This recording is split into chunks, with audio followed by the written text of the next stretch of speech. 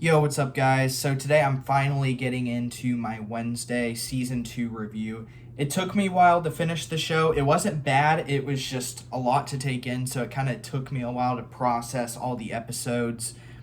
And I just wrote a little plot summary here on my script, and I don't even think I'm going to get into the plot. I think I'm just going to get into my pros and cons, and then I'll mention the plot because it's a lot. A lot happens in this show, a lot of good, a lot of I would change this maybe, but I'm going to kind of go into the good or the bad first, then I'm going to get into what I liked about it, and then it left off on a bit of a cliffhanger, left up to a lot of interpretation, so I'm going to get into that at the end, and yeah, that'll be the video.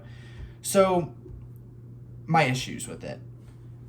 Biggest issue, and I think what a lot of people are going to find as their biggest issue, is the plot.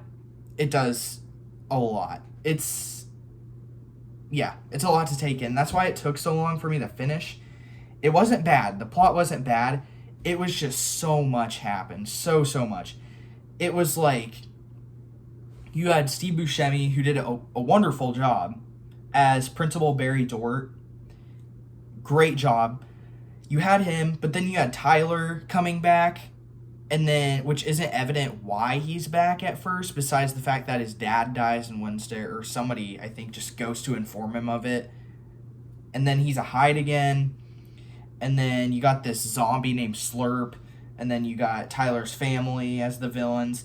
And Slurp eventually, ties into Tyler and his mom being the bad guys.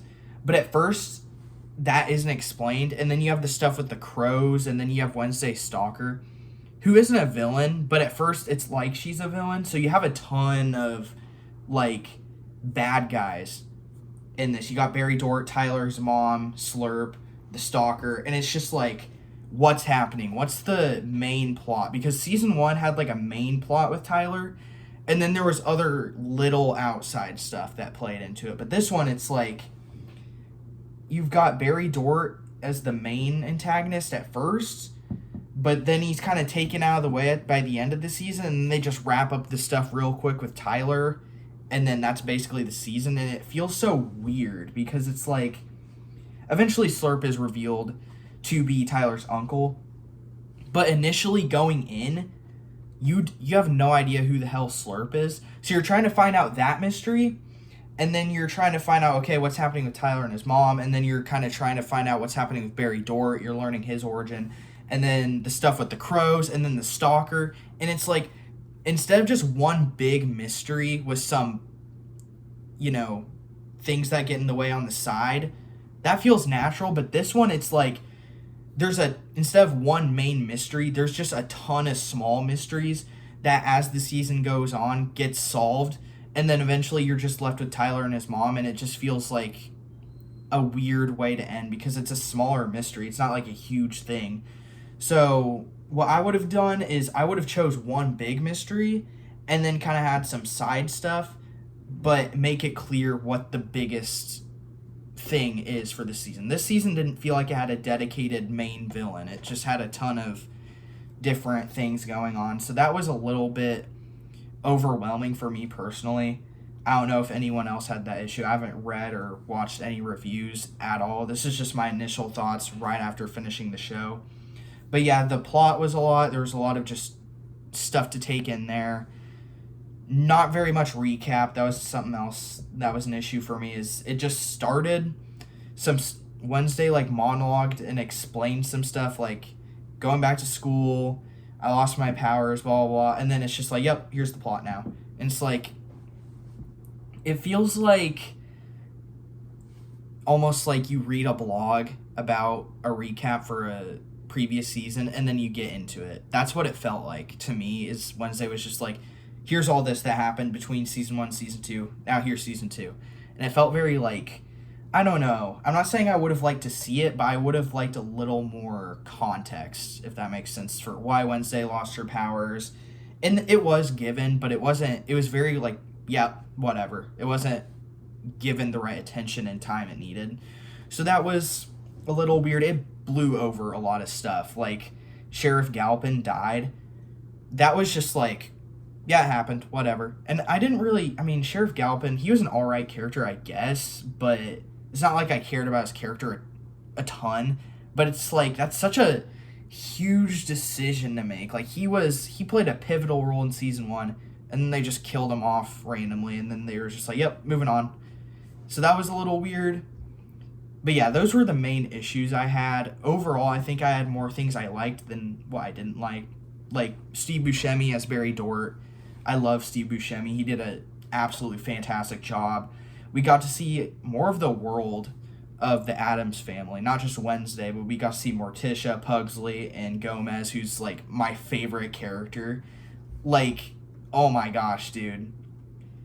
His actor not Gomez Adams, Jesus, Louis Guzman.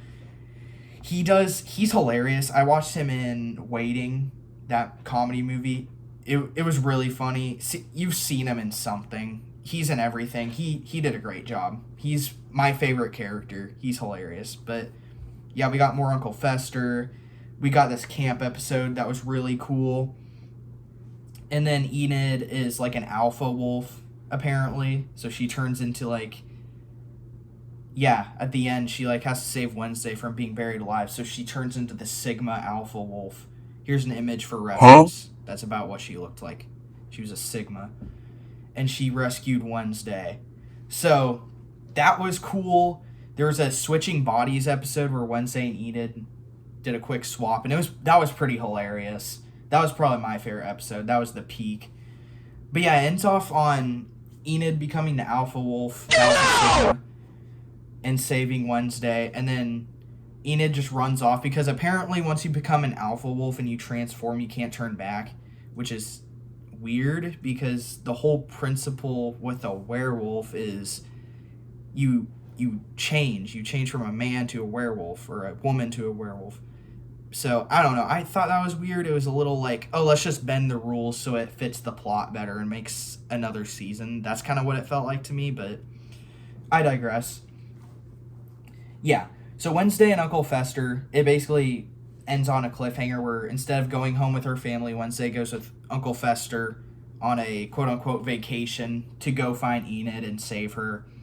So it's looking like season 3 is going to be not take place in Nevermore at all, and it's going to kind of be like summer break and Wednesday trying to find Enid, which I don't know how I feel about that. I think it'll introduce a lot of new characters. It'll be like a road trip buddy cop thing. I think that will be cool. But the problem I have with that is none of the characters are going to return in that case. Because none of the old characters, none of Wednesday's family, none of the Nevermore students or teachers, whatever, that's not happening. And if they do, it'll feel kind of cheap. It's like, well, they don't play a role if she's on vacation. There's no real reason for them to be there. It's Wednesday and Uncle Fester going on a trip. So it wouldn't make sense. It would feel almost like just shoehorned in. So I think what's going to happen is it's going to be mainly focused on Uncle Fester and Wednesday's character, and then they're just going to meet some new people along the way. But then what I have a problem with that is by season 4, they're going to return, and then those new characters we met are just going to be gone. So I don't know. It's a little weird. I'm sure it'll be good, but I don't want the show to devolve because season 1 was so good. It was like perfect. And then season 2 is like, it's good, but it's doing too much. It's doing a little much for my taste. So I don't want season 3 to be a step below that, because I think if you get any lower than season 2, it's just going to feel, I don't know. I hope this show ends at the right time. I feel like doing a season 3 and saving Enid, and then after that kind of doing a finale like season 4, just have one last season at Nevermore and just wrap everyone's character up. I think that would be sufficient, and then just end it there. Just end it while it is. I'm sure Tim Burton has a good plan. I trust in Tim Burton, but yeah, I mean, overall it's a good season. Season 1 was a little better, but not bad all in all. So I'm working on doing my Goosebumps episode, or Goosebumps video tier list still, working on that. And then after that, I mean, I have Batman issue 1, the new run, so I'm going to review issue 1 on that. And then I have Batman Deadpool, so I'm going to review Batman Deadpool crossover comic. That's what's coming up. But other than that, Peacemaker Thursday, and that's about it. So yeah, stay tuned.